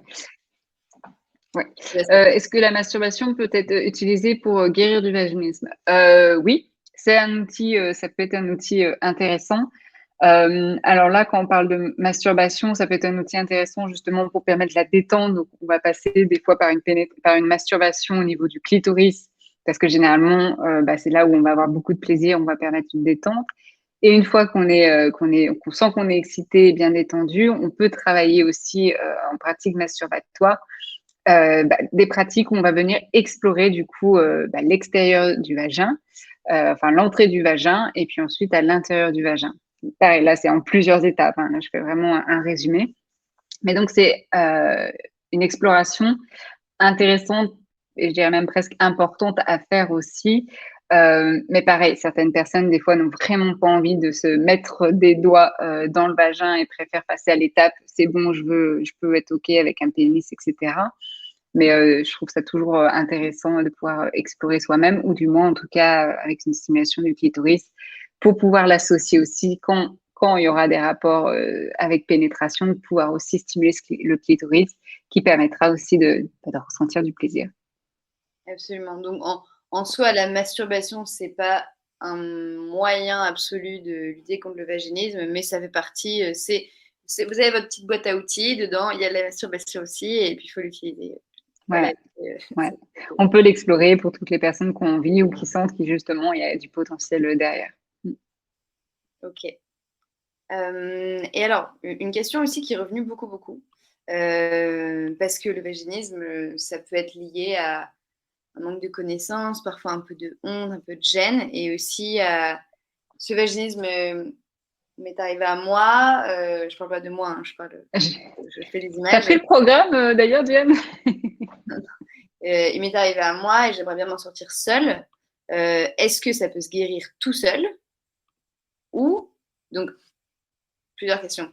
Est-ce que ça peut se résorber tout seul? Donc, je laisse, j'ai l'impression que ça va mieux. Voilà, ça part, il n'y a aucune action qui est faite. Est-ce que je peux m'en sortir toute seule sans consulter? Ou est-ce que je dois absolument consulter pour être accompagnée dans ce truc-là? Ouais. Alors, ça serait mentir que de dire ah non, il faut être absolument, ça se guérit que accompagné. Ça peut arriver, hein, il y a eu effectivement des cas, des situations où ça s'est résorbé comme ça du jour au lendemain, sans rien faire de spécial. Dans d'autres cas où c'est j'ai essayé par moi-même, j'ai regardé des vidéos, j'ai fait ci, j'ai fait ça, et donc on réussit. Mais je dirais que la tendance, c'est qu'une grande majorité ont déjà essayé de mettre des choses en place, ont ce sentiment d'échec parce qu'il n'y a rien qui a marché, qui a fonctionné, et se disent j'y arriverai jamais. Et donc, quand elles arrivent en consultation, c'est déjà presque à la limite de se dire, bah, il n'y a rien qui va, je suis pas normale, j'ai tout essayé, je suis foutue. Donc, avant d'en arriver là, c'est toujours quand même important de pouvoir être accompagné quand on sent vraiment qu'en fait, on manque d'outils ou que seul, on n'y arrivera pas parce qu'on a besoin d'un boost extérieur ou parce qu'on a besoin des bons outils, en fait. Mm. Et pour ça, c'est toujours intéressant d'être accompagné par des professionnels. Ouais. Donc, ça dépend évidemment, encore une fois, des personnes. Donc, voilà, il y en a pour qui ça peut arriver. Une grande majorité, ça reste quand même par un accompagnement avec des professionnels. Absolument. Puis j'imagine que ça dépend aussi des personnes, ça dépend des causes, ça dépend un petit peu de tout. Ça dépend de l'intensité du vaginisme. Mais après, c'est vrai que nous, désolée, hein, je retourne encore sur le programme. Le programme, vous pouvez le faire toute seule depuis chez vous. On a préparé des vidéos, des fiches récapitulatives. Vous pouvez le faire avec à votre rythme, comme vous le souhaitez, etc. Ça, c'est une des options. Après, encore une fois, la sexologie, les sages-femmes, la gynécologie, le kiné, c'est des métiers qui existent parce qu'il y a une expertise derrière, parce que aussi ça évite de faire entre guillemets certaines erreurs, parce que on en a déjà parlé hein, avec le docteur Boujaoudé, Camille, de personnes qui avaient essayé de s'en sortir tout seules et qui presque voulaient forcer en disant bon bah ça va bien finir par marcher et au final ça va empirer le truc quoi. Ça peut empirer aussi, ouais. Ne serait-ce qu'une séance, si vraiment pour vous c'est no go, au moins une séance, même si vous voulez pas le faire en direct, vous pouvez le faire en visio, par message ou par téléphone pour dire ok, voilà, moi je me retrouve face à cette situation, j'aimerais m'en sortir seule, comment je peux faire, quelles sont les erreurs à ne pas faire, etc. Pour éviter en fait de rentrer dans un cercle encore plus vicieux. Ouais. Et comme disait Céline, quand elle avait la vingtaine, elle a fini par s'en sortir seule. Ça a mis plusieurs années avec un gros travail, effectivement, un gros travail sur soi, avec un partenaire, évidemment. Il faut aussi qu'il y ait la partenaire à l'écoute. Et être accompagné m'aurait fait gagner des années. C'est vrai aussi, ça peut faire gagner du temps, sans être dans une injonction de il faut guérir vite, mais en tout cas, souvent, moi, ce que je dis quand les personnes disent mais j'ai tout essayé, ça fait des années que je suis dans cette souffrance, je leur dis oubliez les années d'avant, en fait, comptez à partir de la première séance avec les bons outils que vous allez mettre en place. Et là, en soi, sans vouloir encore une fois mettre de l'injonction, quand on suit tous les outils, qu'on suit qu'on a le suivi, etc., ça va quand même entre guillemets assez vite, quoi. Ça dépend des personnes, hein, mais ça dépend de ce que veut dire vite. Ouais, j'aime pas trop dire vite. Ça va. En tout cas, il y a des choses qui se débloquent et c'est d'être confiante que ça va fonctionner quand justement apprendre à lâcher prise et vous allez voir dans tous les cas, il y a des choses qui vont se dérouler. Camille, je te propose, je trouve que la question est intéressante, la question de Marion. Ouais. Est-ce que être célibataire rend la guérison plus longue et ou plus compliquée concernant le rapport au corps et surtout le rapport à l'autre? C'est intéressant.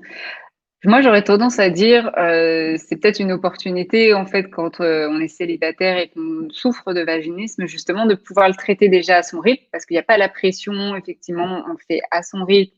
On peut explorer, bah, du coup, ça va être aussi d'explorer par la masturbation, de s'approprier son corps, rapport à son corps. C'est vrai que par contre, si la cause ou la problématique, c'est le rapport au corps de l'autre, si c'est vraiment ça, alors effectivement, on peut que améliorer ce côté-là aussi quand on aura une exploration avec un ou une partenaire. Par contre, ce qu'on peut quand même travailler en amont, c'est les croyances qu'on peut avoir par rapport au corps de l'autre, c'est ce qui peut nous bloquer par rapport au corps de l'autre, et donc ça, on peut quand même le travailler. Donc, c'est pas plus long, plus compliqué, c'est juste une approche différente, et ça a les mêmes bénéfices que quand on le fait en couple. Et d'ailleurs, sur les dernières entre guillemets vidéos du programme, les dernières étapes, on propose justement un travail avec l'autre. Et on a aussi, entre guillemets, une version pour les personnes qui sont célibataires.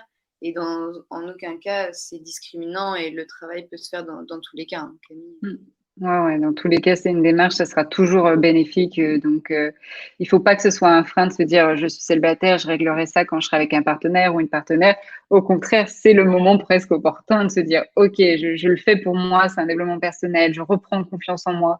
Comme ça, dans mes prochaines relations, je serai bien, quoi, direct. Euh, alors, en fait, j'ai d'autres questions, mais on a plus ou moins répondu. Dans quels sont vos conseils pour accélérer la guérison? On Euh, n'accélère pas la guérison. on n'accélère pas la guérison. Est-ce que plus on attend, plus c'est dur de se soigner? Combien en moyenne il faut de temps pour se soigner? Encore une fois, c'est très subjectif. Ça dépend des personnes, ça dépend vous aussi c'est vrai, il faut le dire, des efforts qu'on est prêt à mettre dedans, qu'on se Mm, sent de faire aussi. mm. Si vous êtes Je- accompagné. Ouais. Ce que je peux dire aussi, c'est que dans tous les cas, même des fois, c'est juste des mini trucs positifs qui font que ça renforce en soi. On peut encore avoir, par exemple, là, j'ai par exemple, je pense à une patiente qui souffre de vaginisme depuis le début de sa vie intime. On a fait plusieurs déjà séances ensemble où on a fait exactement tout ce que je vous ai dit déjà avant en développé. Et à partir de la quatrième séance, où là, elle me dit, j'ai enfin ressenti du plaisir en me touchant, alors qu'avant, c'était une personne qui se masturbait pas, qui se touchait pas, qui ressentait aucun plaisir. Et là, elle était, je ressens du plaisir.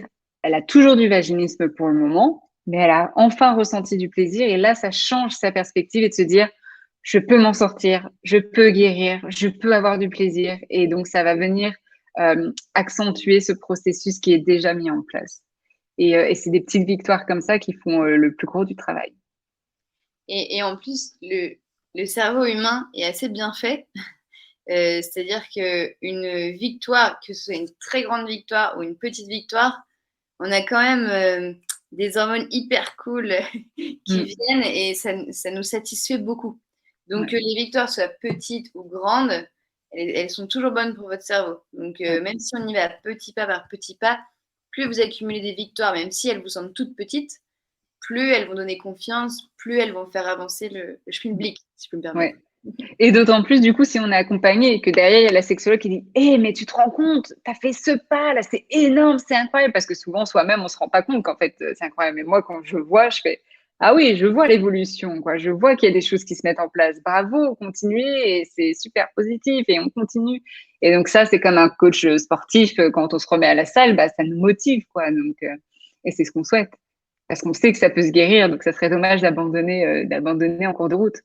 Oui, c'est possible et vous pouvez le faire. On peut s'en sortir. Euh, Il y a une question pour toi, Diane, là, par rapport à c'est ce qui revient souvent. Les rendez-vous chez les sexologues sont-ils remboursés, pris en charge par la sécurité sociale? Ah oui, alors, c'est hyper flou. Parce qu'en fait, en France, donc je vais parler en France, hein, Camille, je sais que tu es en Belgique, mais Mia, c'est surtout en France. Donc, c'est c'est pas reconnu en fait par la sécurité sociale. Ça dépend. Alors attendez, je vais être sûre d'avoir toutes les infos Mm. pour ne pas vous dire de bêtises. Donc le vaginisme, c'est pas reconnu comme une entité à part par l'assurance maladie. Donc en France, c'est un statut un peu flou. Donc il y a plusieurs possibilités où le thérapeute va le considérer comme un problème de santé et donc faire une cotation simple, ou c'est comme un problème sexuel, auquel cas ce ne sera pas remboursé. Donc Mm. dans la plupart des cas, pour pas mentir, c'est pas remboursé par la Sécu. Ouais. Il y a certaines Sauf, ouais, mutuelles qui certaines peuvent mutuelles. rembourser. Et sauf si on est médecin sexologue ou psychologue sexologue. Et là, on peut, des fois, ils font passer, il y a des remboursements, comme dit Clémentine, quand c'est des médecins ou des psychologues sexologues. Voilà. Parce que, en fait, pour être encore plus clair, pour être sexologue, il y a plusieurs manières. Où on est médecin sexologue, auquel cas on a fait médecine, on a fait ensuite andrologie, urologie, gynécologie, et on fait une spécialisation en sexologie. Là, on est médecin, on peut prescrire. Et donc, c'est plus simple donc, de trouver un peu des moyens pour se faire rembourser. Ou on est psychologue, ou on est sexologue thérapeute. Et donc là, ce n'est pas encore des statuts qui sont reconnus. Et nous, on fait vraiment en sorte avec Charles Poinco et Mia Poinco, c'est un de nos combats. On essaye un petit peu de monter au créneau pour que ce soit la santé sexuelle soit tout simplement reconnue, hein, parce que Je monte un peu le ton parce que c'est agaçant. Ouais, Euh, tu t'énerves là, ouf! Ouais, c'est vraiment agaçant parce que ça joue dans les couples, ça joue sur le moral, sur le bien-être. Le moral. Nous, on essaye de faire en sorte que ce soit reconnu, on essaie de se battre pour ça, mais on n'y est pas. Clairement, on n'y est pas. Donc voilà, on espère que dans les années à venir, ça sera le cas. Après, là, je sais qu'en ce moment, l'assurance maladie est plutôt en train d'enlever des remboursements qu'autre chose. Ouais. Donc on n'y est pas. Et c'est pour ça que Mia aussi existe ou Charles Point Co avec des tarifs qui restent super abordables en sexologie, quoi. Mmh. Absolument, oui. Sur Mia, hein, pour rappel, les consultations en sexologie, ça coûte 35 € par séance. En cabinet, ça coûte plus cher que C'est pas ça. 45? 45. Non, c'est 45, pardon, j'ai confondu avec Charles, désolée. Oui, Donc, tout à l'heure aussi, tu avais dit 35, mais c'est 45 € chez Mia. oui, pardon, j'ai confondu avec Charles. Et c'est pas des prix qui sont différents parce que c'est Mia plus pour les femmes et Charles plus pour les hommes, c'est parce que c'est pas la même chose. Charles, c'est des médecins et c'est des consultations qui durent 2 fois moins longtemps. Voilà, la différence de Ouais. prix. Donc c'est 45 € en sachant qu'en consultation, c'est en général plus cher que ça. Je pense que c'est quasiment impossible de trouver des sexothérapeutes à ce prix-là. Mm. Et pareil sur le programme vaginisme, ça coûte 159 € pour les 8 séances, donc 8 semaines de travail. Voilà, Imbattable. il n'y a pas Mm. d'équivalent en tout cas. Et vous avez d'ailleurs un code de 50 € en ce moment pour le lancement avec Mia 1050, mais je vais vous renvoyer ça sur la Avec le conversation lien. avec le lien, etc. Donc voilà, c'est bon, je me suis calmée. Super. Mais d'ailleurs, s'il y a des questions aussi sur le programme, n'hésitez pas non plus. D'ailleurs, on a eu aussi pas mal de questions, Camille. Bon, bien sûr, t'es pas obligé enfin, tu peux pas répondre à tout, mais est-ce que tu peux donner un exemple d'exercice ou de partie de thérapie pour aider à soulager, voire à vaincre le vaginisme? Par exemple, tu pourrais prendre l'exemple d'un exercice que tu as fait pour le programme. Mhm. Ouais, alors, il y en a pas mal. Alors, je vais en prendre un qui est au milieu du programme. Donc, si vous avez du vaginisme et que vous essayez de le reproduire, peut-être que voilà, ça sera peut-être un petit peu avancé. Mais je parlais tout à l'heure dans l'exploration de soi, la masturbation, de venir explorer cette zone-là. Si je reprends un petit peu donc mon petit module avec là l'entrée du vagin. Euh, je me souviens plus exactement de toutes les étapes détaillées, mais ce qui est important déjà quand il y a un toucher, c'est comme disait Diane, qu'on puisse mettre du lubrifiant. Moi, ce que j'aime bien, c'est des fois de mettre de l'huile de coco pour les personnes qui ne sont pas sensibles par rapport à la flore vaginale. L'huile de coco ou du lubrifiant qu'on peut trouver en pharmacie ou peu importe. Et là, de venir juste explorer cette zone-là qui est l'entrée du vagin et de pouvoir, avec des mouvements circulaires, juste d'appréhender cette zone et de voir que par exemple, quand on la touche, est-ce que, par exemple, on sent qu'on est crispé? Est-ce qu'on sent qu'on se crispe? Et si c'est le cas, alors peut-être juste de laisser son doigt à l'entrée et de faire des exercices de respiration qui sont pareils dans le programme en amont. Donc, comme ça, vous pouvez faire les exercices de respiration. Et puis, de se rendre compte, peut-être en se détendant, qu'effectivement, là, les muscles commencent à se détendre, que ça fait pas mal du tout et qu'on se sent de plus en plus à l'aise en touchant cette zone-là. Donc là, vous voyez, par exemple, on ne parle pas d'intromission, de pénétration, mais ça va être juste déjà d'être à l'aise avec l'extérieur du vagin et d'observer comment on se sent dans son corps, comment est son corps, s'il est tendu, détendu, si notre respiration s'accélère ou plutôt si elle est lente, est-ce qu'il y a des pensées qui nous envahissent, etc. Donc voilà, un exercice, on va dire, un premier exercice, enfin, c'est pas un premier exercice, je dirais que c'est un exercice du milieu. Et après, à la suite de ces exercices, on y va au fur et à mesure vers l'exploration encore plus en profondeur, on va dire, sans jeu de mots, du vagin. Et d'ailleurs, justement, pour parler de cette deuxième partie, ça consiste en quoi, en fait, la rééducation périnéale?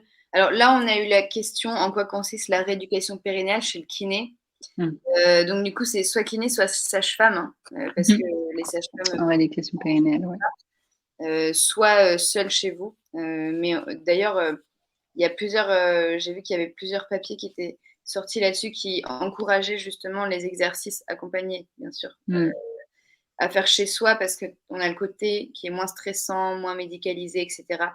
pour les exercices La d'éducation rééducation. périnnéale. Oui. Peut-être là, ça peut être aussi pour, par exemple, la personne qui disait, je veux pas que la kiné me touche. Ça peut être un bon truc, mais d'abord, il faudra avoir réglé ce blocage de se toucher soi-même. Mm. Et en tout cas, c'est pas du tout les mêmes exercices que rééducation après un accouchement, que pour des problèmes d'incontinence, etc. C'est vraiment à part. Et donc, du coup, Camille, je te laisse répondre un petit peu sur le but des exercices. Oui, alors bon, après je suis pas kiné, donc voilà, le protocole, etc., ça sera à voir avec votre kiné, sage-femme. Et donc par rapport à la rééducation du périnée, souvent, par quoi ça passe, c'est déjà conscientiser. Conscientiser ces muscles-là du périnée, où est-ce qu'ils se situent dans le corps, mais aussi comment on peut les sentir. Donc ça va être tout le travail que la kiné va faire. Et puis ensuite, donc de conscientiser cette zone-là et ensuite de conscientiser, OK, comment je fais pour contracter cette zone-là? Quel muscle j'utilise pour contracter et pour décontracter? Parce que ce muscle-là, il faut pour le faire, pour le tonifier, pour le faire travailler, pour le rééduquer, ça passe par l'arrivée à le contracter et à le décontracter. Donc ça, des fois, ça peut être aussi très difficile, juste déjà à conscientiser où ça se trouve, mais surtout à réussir à utiliser les bons muscles pour arriver à faire ce processus de contraction, décontraction. Ok. Oula. Et là, je voyais Clémentine aussi qui disait par rapport aux sages-femmes qu'elles peuvent le faire seulement avec les nullipares, la rééducation. Alors ça, je ne savais pas non plus, mais à vérifier, ouais. Ouais, je ne sais pas. Justement, le petit bruit que vous avez entendu, je prenais une photo de la question. Je vais demander directement aux médecins sexologues avec qui on travaille parce que nous, sur Mia.co, il y a des personnes il y a des personnes qui sont des sages-femmes et qui, me semble, font des. Ah oui, elles ne peuvent pas si les femmes sont nulle part. Oui, pardon, je voulais dire, voilà, elles le font qu'avec des personnes qui ont déjà eu des grossesses et des accouchements. Donc, du coup, je vous entends, Clémentine. Je voudrais quand même être sûre et certaine de ça parce que. Ouais, C'est possible, c'est peut-être possible. c'est Et ça possible. peut dépendre aussi, je pense, entre la Belgique, la France, la Suisse, ça c'est aussi différent, hein. Donc à voir. Ok. Donc du coup, j'attends la réponse et puis je vous réponds avec certitude sur ce point-là. En tout cas, merci d'avoir soulevé la question, Clémentine. C'est très, très intéressant. On a eu une autre question en privé. À partir de quel stade considère-t-on qu'on fait du vaginisme? Par exemple, si la pénétration est possible, mais seulement avec un petit diamètre, est-ce qu'on peut parler de vaginisme? Donc, on y a répondu un petit peu en début de webinaire, mais Camille, je te laisse répondre à la Ouais. question en direct. Ouais, c'est une super question. Franchement, c'est une super question. Je pense que aussi ça dépend des professionnels. Il y a des professionnels qui vont dire, bah oui, c'est du vaginisme parce que par exemple avec un pénis, c'est pas possible et donc c'est du vaginisme.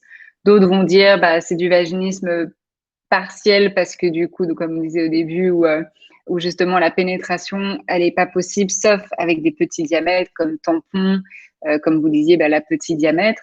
Donc on va plutôt dire que c'est du vaginisme partiel. Pas total, c'est-à-dire qu'il y a une pénétration qui est quand même possible petit diamètre, mais on va quand même dire que c'est du vaginisme puisque ça peut vous empêcher effectivement d'avoir des rapports avec pénétration, avec un pénis ou un sextoy. Mais c'est pas pour autant que vous ne pouvez pas vivre une sexualité épanouissante et que la sexualité se résume seulement avec une pénétration. Et je dis souvent aussi, si on enlevait la pénétration, on enlèverait beaucoup de dysfonctions. Donc, s'il n'y avait pas de pénétration, vaginisme, ça n'existerait même pas. Sauf le vaginisme total, par contre, pour cup, etc. Mais si, par exemple, on vivait dans un monde où on n'utilise que des culottes menstruelles, que la pénétration n'existe pas, on se rendrait peut-être même pas compte s'il y a du vaginisme et on n'en aurait peut-être pas. C'est vrai. Après, c'est vrai que chacun a toutes ses manières de vivre sa sexualité. Et puis, il y a aussi la partie, c'est peut-être bête, hein, mais d'exploration, quoi. Même si c'est pas forcément avec quelqu'un, c'est naturel d'essayer, je pense, d'aller un peu chercher tous les petits endroits et tout.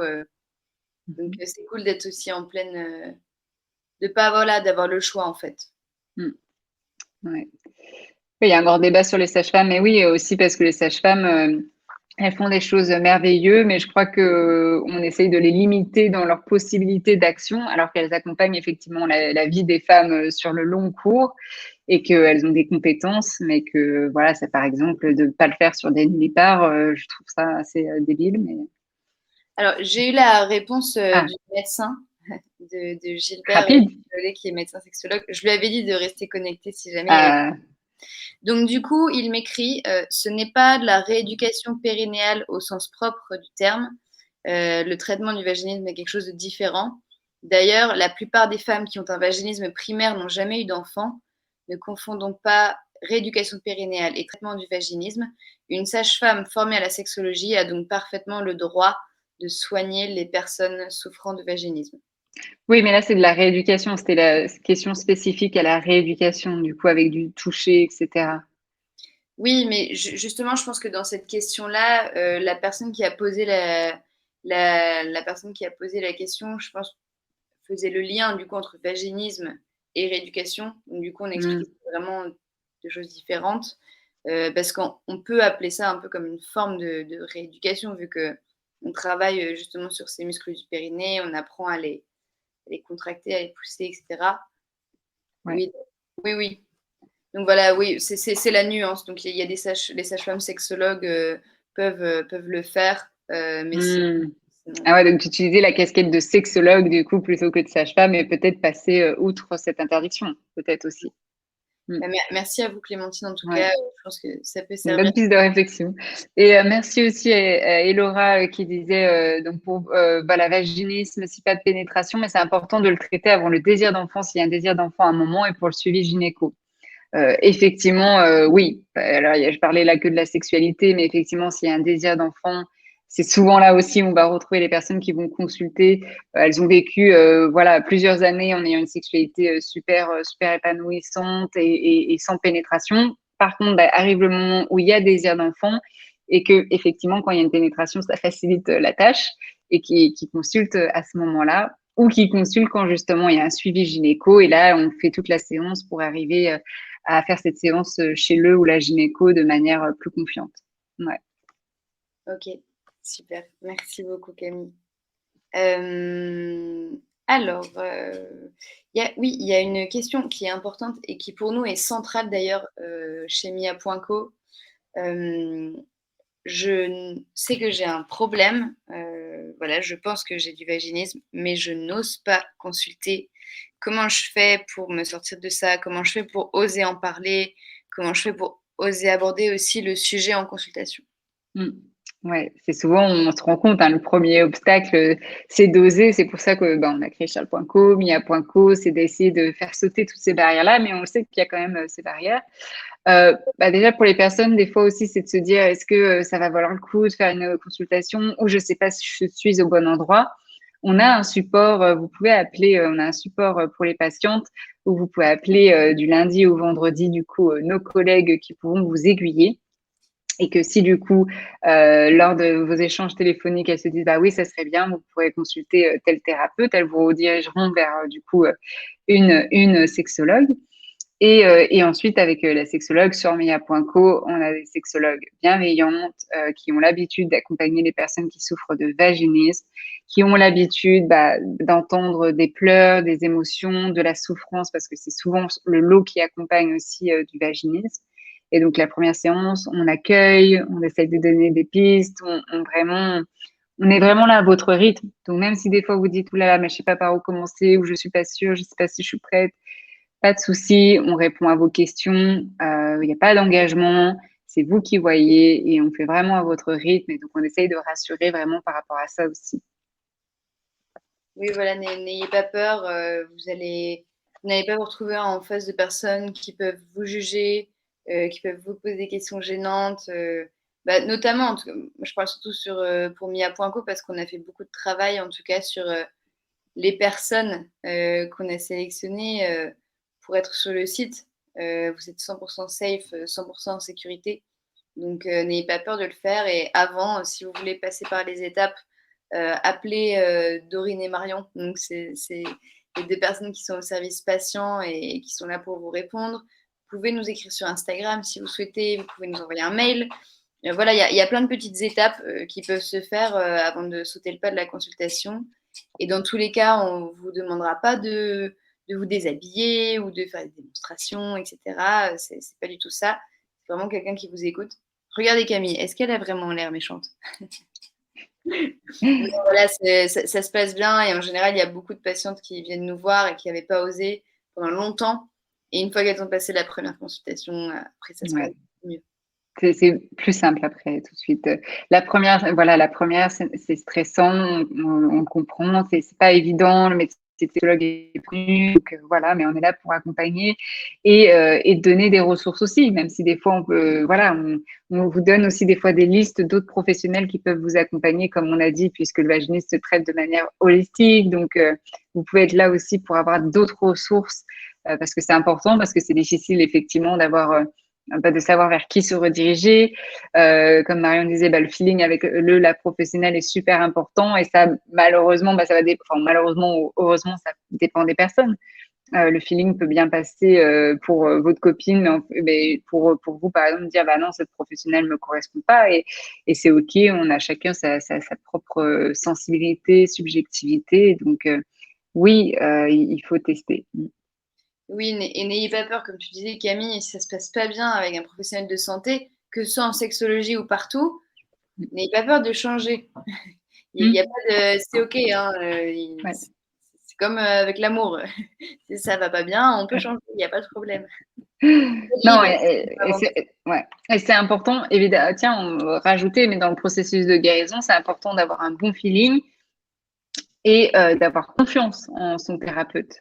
Parce que si on n'a pas confiance, on va pas croire aux exercices qui vont être donnés, donc on va les faire sans vraiment y croire et ça va pas donner de grands résultats. Donc, ayez 100% confiance en votre thérapeute dans le sens que vous sentiez bien avec et que vous dites OK, je vais faire les exercices parce que je sens que c'est ce qui est juste pour moi et j'y crois et j'y vais, quoi.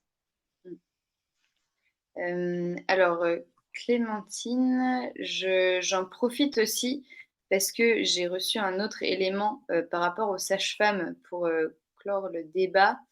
Je pense que ça a peut-être changé parce que lui, le médecin, m'explique qu'il était enseignant en école de sage-femme et que maintenant elles sont formées automatiquement à la sexologie, au vaginisme sans faire forcément de spécialité. Donc du coup, normalement, ça devrait pouvoir changer. Pour les sexos, sur mia.co, vous en avez une quinzaine à peu près que vous pouvez téléconsulter. Qui ne sont pas médecins. Qui ne sont pas médecins, qui sont des sexothérapeutes. Et donc voilà. Et si vous avez besoin de consulter des personnes plus en physique, je pense que vous pouvez demander à Hello Vulvae, parce qu'avec Medfem, je sais qu'elle a une liste, il me semble, de sexologues. Donc, voilà. Donc, et oui, puis pour les on n'est pas médecin. Et puis pour les kinés, etc., des fois de voir les associations françaises de kinés, des fois ils ont des listes. Je sais qu'en Belgique aussi, il y a des listes. Donc voilà, c'est pas toujours évident, mais ça passe comme ça ou par des groupes ou effectivement, évidemment, sur Mia, il y a des thérapeutes aussi sexo. Enfin, il n'y a que des thérapeutes sexo. Il y a des thérapeutes sexo. Après, chacun vient d'horizons différents. Il y a des personnes qui sont psychologues, il y a des personnes qui sont sages-femmes, il y a des personnes qui sont thérapeutes de couple. Donc vraiment, il y a des personnes différentes en fonction de ce dont vous avez besoin. Voilà. Donc du coup, il est tard. On va s'arrêter là, Camille. Je pense qu'on a répondu à beaucoup de questions.